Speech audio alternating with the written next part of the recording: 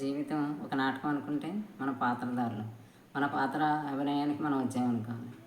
మరి పరమాత్మ మనకు జ్ఞానం బోధిస్తారు. కాలం కూడా మనం పరమాత్మ బోధించినప్పుడు మనం వినలేదనుకోండి, కాలమే మనకు నేర్పిస్తుంది. కాలం మనకి జ్ఞానం నేర్పిస్తుంది. మనం చేసుకున్న కర్మలో ఫలితాలు మన ముందుకి వస్తాయి. మనం ఏం చేయాలి? మన కర్మల పైన శ్రద్ధ పెట్టాలి.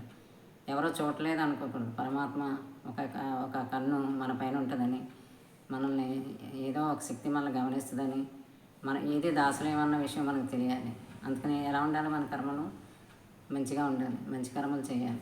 కర్మలపైన దృష్టి పెట్టి మంచి కర్మలతో, మంచి జ్ఞానంతో ఇతరులకు సహాయపడేలా మంచిగానే ఉండాలి.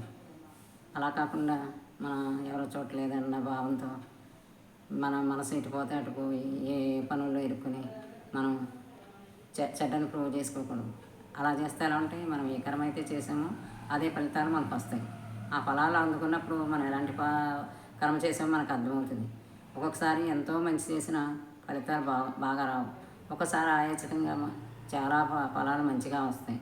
అంటే ఆ కర్మ మనం గతంలో మంచి కర్మ చేసాము, మన ఫలం ఎప్పటికప్పుడు మనకి వచ్చింది. అలాగే ఇప్పుడు మనం మంచి కర్మలే వైపే ఉండాలి. మనం చూసుకోవాలి. మనల్ని మనం పరీక్షించుకుని మంచి కర్మల వైపు వెళ్తే మన ప్రతి ఒక్క ఫలము మనకి మంచిగానే అందుతుంది. పూర్వం ఎలా ఉండేవారు? అంతా మనదే అన్న భావంతో ఉండేవారు. స్వర్గంలా ఉండేది భూమి. ఇప్పుడు ఏమైంది? స్వార్థం పెరిగిపోయి ఇది నాది, మనదల్లా పోయి నాదిలోకి వచ్చింది. ఇంకా ముందుకెళ్తే నాది కూడా కాదు, అంతా మీది కూడా నాదే అన్నంత స్వార్థం పెరిగింది. ఇలా స్వార్థాన్ని పెంచుకుంటూ ఈ స్వర్గమైన భూమిని నరకం చేసుకుంటున్నాం. స్వర్గానికి నరకానికి ఇంతే తేడా. అక్కడ అంతా కలిసి ఉంటారు, ఇక్కడ అంతా వేరుగా ఉంటారు. దీన్ని మార్చుకుని అందరితో కలిసిమెలిసి ఈ రాతల్ని, ఈ కర్మల్ని మార్చుకునే శక్తి మనకే ఉంది, మన దగ్గరే ఉంది. అది తెలుసుకోలేక చెడ్డ కర్మలు ఆచరిస్తూ చెడ్డ ఫలితాలను అనుభవిస్తూ ఎవరో చేశారని, ఎవరో మనల్ని పరమాత్మానికి అది ఇవ్వలేదు, ఇది ఇవ్వలేదని మనల్ని మనం మాట్లాడుకుంటూ ఉంటాం. అలా కాదు. పరీక్షించుకోవాలి, మంచి పనులు చేసుకోవాలి, మంచి కర్మలు ఏంది ఉండాలి. అలాగే మంచి ఫలితాలు వస్తాయి. మన కర్మలే మన ఫలాలను ఇస్తాయి, కానీ ఎవరూ ఇవ్వలేదు.